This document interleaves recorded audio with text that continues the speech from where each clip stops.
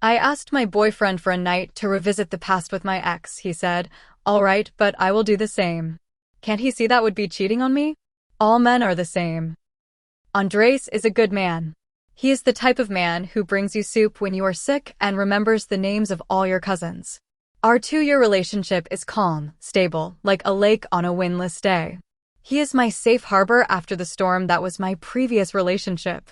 And that storm had a name, Sebastian.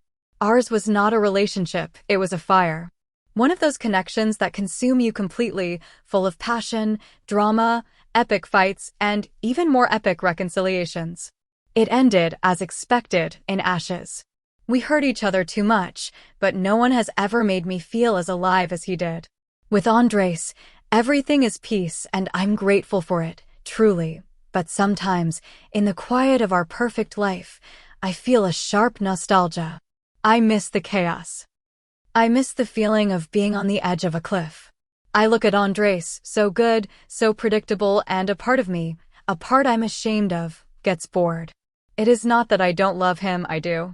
But the love I feel for him is a serene, mature love. The love I felt for Sebastian was a wild, adolescent love, one of those that gets stamped on your soul forever. And I feel that in order to fully surrender to the peace of Andres, I need to properly say goodbye to the fire of Sebastian. I need a closure that we never had. The idea began to take shape innocently. A few weeks ago, I found an old box of photos while cleaning.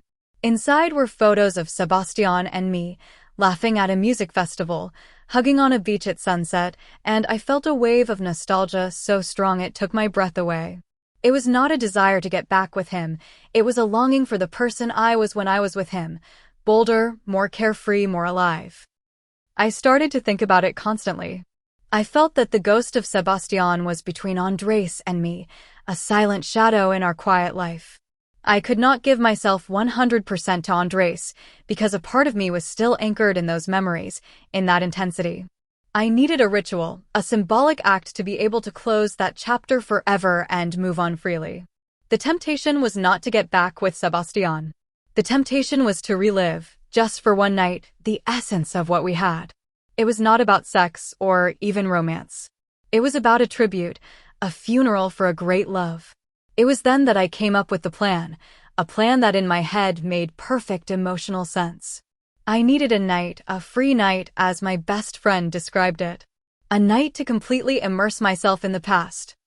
My idea was to go back to our old neighborhood, go to the coffee shop where we had our first date, walk through the park where we first kissed, maybe even call him, talk for a while, remember the good times and wish each other the best. It was an act of healing, not betrayal. I needed to do this alone, without Andres's presence, because his kindness and stability would only highlight what I was mourning.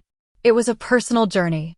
In order to be the best girlfriend for Andres in the future, I needed to make peace with my past. My logic was flawless. If you have a wound that has not healed properly, sometimes you have to open it again to clean it so it can heal correctly. This was exactly that, a small and painful incision to ensure a complete healing. And I was convinced that Andres, with his infinite understanding, would get it. He would understand that this was not about him, but about me, and that ultimately I was doing it for us. I chose the moment carefully. A Saturday afternoon, while we were relaxed on the couch. I did not want it to sound like a demand, but like a vulnerable request, an emotional need I needed to share with my partner. Andres, I began, turning towards him. There is something I have been thinking about, and I need to be completely honest with you because I trust you more than anyone.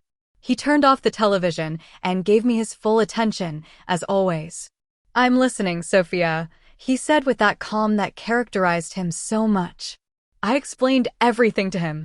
I told him about the box of photos, the nostalgia, the feeling that Sebastian's ghost was still present. I described my need for closure, for a farewell ritual. I assured him over and over that this did not change my feelings for him, that he was my future, but that to fully embrace that future, I needed a night to make peace with my past. A free night, I told him, using the same words I had rehearsed. Just for me, to walk through old places, remember, and finally let go. I ask you to understand that it is a process I need to do alone. As I spoke, I watched his face. His expression was hard to read. He did not seem angry but thoughtful. When I finished, he was silent for a moment, processing my words. I held my breath, waiting for his understanding, his approval. Finally, he nodded slowly. "All right, Sophia," he said. "I understand, or I think I understand. If it is something you really need to do for your peace of mind, then you have your free night." I felt a wave of relief and gratitude. I knew it. I knew he was mature and self-confident enough to understand it. I leaned in to kiss him, but he raised a hand, stopping me. "But on one condition," he added. "What is it?" I asked, a little bewildered. "If you take a night to remember and close a chapter, it is only fair that I do the same. I also have a past. So while you have your free night, I will have mine. I will go out with Laura, my ex, to dinner to catch up, remember the old times." "The same as you." I stared at him, stunned. The relief evaporated, replaced by an icy disbelief. The mere mention of his ex's name, Laura, was like a slap in the face. His request did not feel fair. It felt like a mockery, like a threat. I moved away from him on the couch as if he had suddenly burned me. "I cannot believe you just said that," I snapped. And my voice, which seconds before was soft and vulnerable, was now loaded with indignation. "What did I say?" he asked with a calm that seemed completely fake to me. "I just asked for the same thing you did. Equality." "Equality?" I laughed. A bitter, joyless laugh. "It is not the same, Andres, and you know it." "Why not?" he asked, and his tone was still reasonable, which enraged me even more. "You want a night to process your past with your ex?" I ask for the same. "Where's the difference?" "The difference is everything," I yelled, getting to my feet. "Mine is an act of healing. It is a symbolic funeral so I can be more present with you. It is not romantic, it is not a date, it is personal therapy. Yours is an excuse. It is an excuse to have a date with your ex-girlfriend." "But you literally said you might call Sebastian," he argued, standing up as well. "What is the difference between a call and a dinner? Both are contacts with an ex. The difference is the intention, Andres. My intention is to close a door. Your intention is to open one. You are telling me to my face that if I do this, you are going to use it as a free pass to cheat on me." "Cheat," he repeated, and now he seemed genuinely surprised. "Sophia, are you listening to what you are saying? You ask me for permission to spend an entire night immersed in the memories of another man, possibly contacting him? And if I suggest doing something remotely similar, I'm the one who is cheating." "Exactly," I stated, crossing my arms, completely sure of my logic. "Because my need is therapeutic and pure. It comes from my desire to strengthen our relationship. Your proposal comes from revenge, from an eye for an eye. It is a petty and masculine reaction to try to hurt me or to take advantage of the situation." He ran a hand through his hair, a gesture of pure frustration. "So, your feelings are complex and need a ritual, and mine are simple and vengeful. Is that it?" "Yes, that is it, because I love you and I'm trying to solve an emotional problem for our future. You are threatening our present for a whim. Do you not see that if you do that, if you go out with her, you would be betraying everything we have?" "Then don't have your night," he said with a simplicity that disarmed me. "If the price of your therapy is that I do the same and that seems like infidelity to you, then the solution is easy. Forget your plan." I was speechless. Instead of understanding the complexity of my emotional need, he had reduced it to an absurd trade. He was punishing me. He was denying me my healing process because he was unable to see beyond his own hurt ego. It was not about justice, it was about control. And in that moment, I saw it clearly. He was no different from the others. All men are the same, incapable of understanding the emotional depth of a woman, reducing everything to a childish competition. The argument ended there. Not because we reached an agreement, but because I locked myself in the bedroom, too hurt and angry to continue talking. Andres slept on the couch. The next morning, the atmosphere in the house was icy. He tried to talk to me. He told me that maybe we had approached the issue in the wrong way, but I could not even look at him. I felt deeply betrayed. I had come to him with my deepest vulnerability. I had entrusted him with an open wound, and his reaction was not that of an understanding partner, but that of a rival. Instead of offering me the support I needed, He gave me an ultimatum. Instead of understanding the fundamental difference between my need and his whim, he equated them in the crudest way possible. Now everything is up in the air. The calm of our relationship has been broken. And he is the one who has broken it, not me. I was just trying to be honest, to better myself so I could be a better partner for him. And he has used my honesty against me, revealing a side of him I did not know, petty, vengeful, and competitive. People, especially men, probably will not understand. They will say he was right, that it was fair, but they don't understand that emotions don't work with the logic of mathematics. My need was legitimate, a necessary grieving process. His proposal was an act of aggression, a punishment disguised as equality. He has put me in an impossible position. If I give up my night of closure, I will feel resentment towards him for not letting me heal. And if I take it, I will have to live with the image of him having dinner and laughing with his ex. An act that for me is a clear betrayal. He knew perfectly well what he was doing. He wanted to punish me for still having feelings for my past. All I wanted was a little understanding. And, okay, honey, do what you need to do to be well. I trust you. That is what a secure man who truly loves you would say, but Andres is not that. He has shown that his ego is more fragile than I thought. He has shown that, like all the others, he cannot stand the idea of a woman having a complex past that does not revolve around him.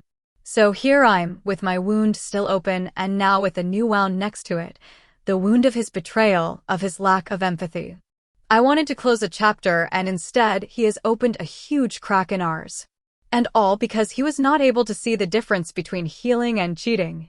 Popular comments from Reddit. Anonymous user 1. Your boyfriend is a genius. You presented him with the most delusional proposal in the world, and he responded with impeccable logic that exposed your hypocrisy in less than a minute. And you, instead of seeing it, get offended. Unbelievable. Anonymous user 2. Allow me to summarize. My feelings are deep and therapeutic. Yours are superficial and vengeful. OP, the level of egocentrism you operate on is spectacular. Andres did not threaten to cheat on you. He showed you a mirror and you did not like what you saw. OP, it is not a mirror, it is a distortion. He knows his past with Laura is not like mine with Sebastian. He ended things on friendly terms. Mine was a trauma. You cannot compare a medical checkup with an open heart surgery. He is minimizing my pain and my needs. Anonymous user 3. All men are the same. Yes, if by the same you mean they don't like their girlfriends asking for a free pass to obsess over their ex. What you are asking for is not normal. Andres's reaction was that of any sane person. You are the one who is not being reasonable. OP, I did not ask for a free pass. I asked for empathy. I asked for permission to carry out a personal healing ritual, and he turned it into an opportunity to have a date. If you don't see the difference, then I guess you are right. You are all the same. Update 1. A week has passed, a week of tense and charged silence in the apartment. Andres and I have barely spoken. We move like two polite strangers. He is waiting for an apology from me, and I'm waiting for him to come to his senses and understand my need. Neither of us is budging. I have thought a lot about what he said, about his condition, and each time it seems more unfair and cruel to me. I have realized that I cannot let his selfishness prevent me from healing. If I wait for his permission, I will wait forever. My emotional well-being cannot depend on the approval of a man who is incapable of understanding the complexity of my feelings. So I made a decision. I did it for myself. Last Friday, I told Andres I was going to dinner with some friends. It was a half lie.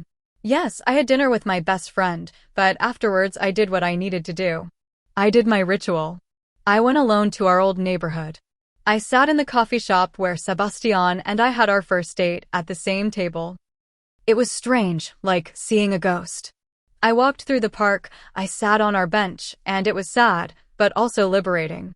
It was like visiting the grave of an old version of myself. At the end of the night, sitting on that bench, I did what I told Andres I might do. I called Sebastian. My heart was pounding. We talked for almost an hour. It was calm, adult.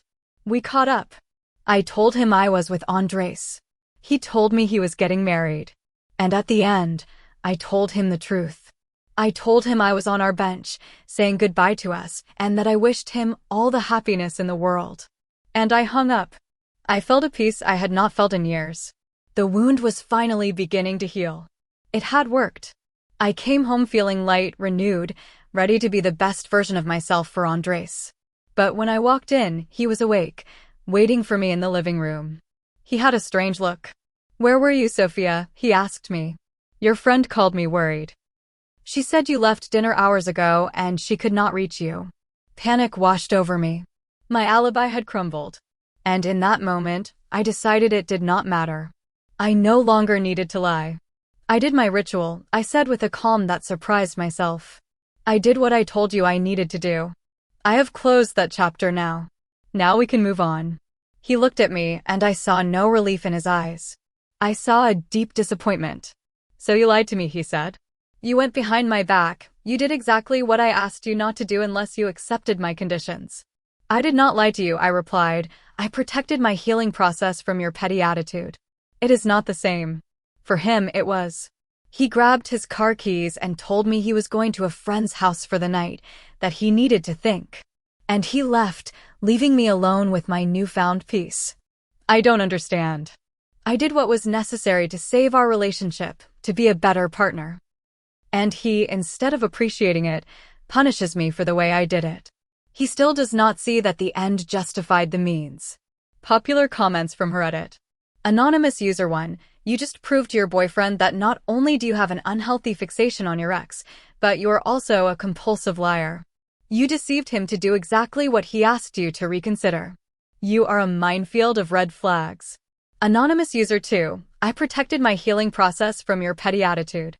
That is the most poetic way I have ever seen of saying, I lied to my boyfriend because he would not let me do what I wanted. Your boyfriend is not petty. He has boundaries and you have trampled all over them. OP, boundaries.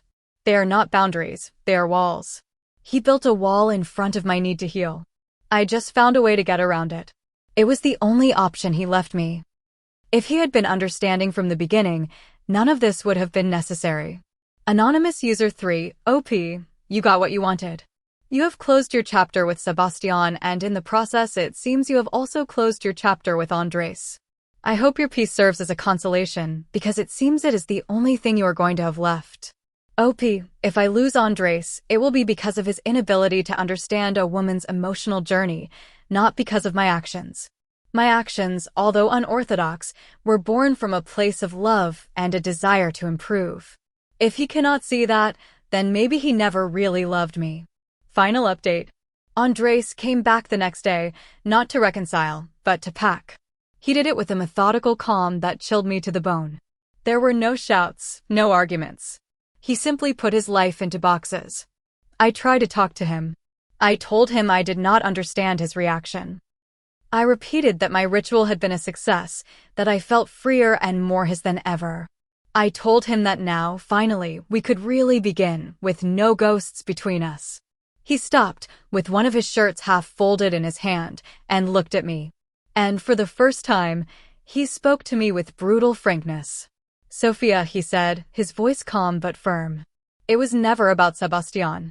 I was never afraid you would go back to him. It was about respect and trust. I asked you for one thing, that if you were going to cross a line, you would accept that I would too. Not for revenge, but so you would understand how it felt. And you not only crossed the line, but you lied to me to do it. He paused, and his next words were what really broke everything. The problem is not your past, the problem is you. The way you believe your emotional needs are so unique and special that the normal rules don't apply to you. The way you put yourself at the center of everything.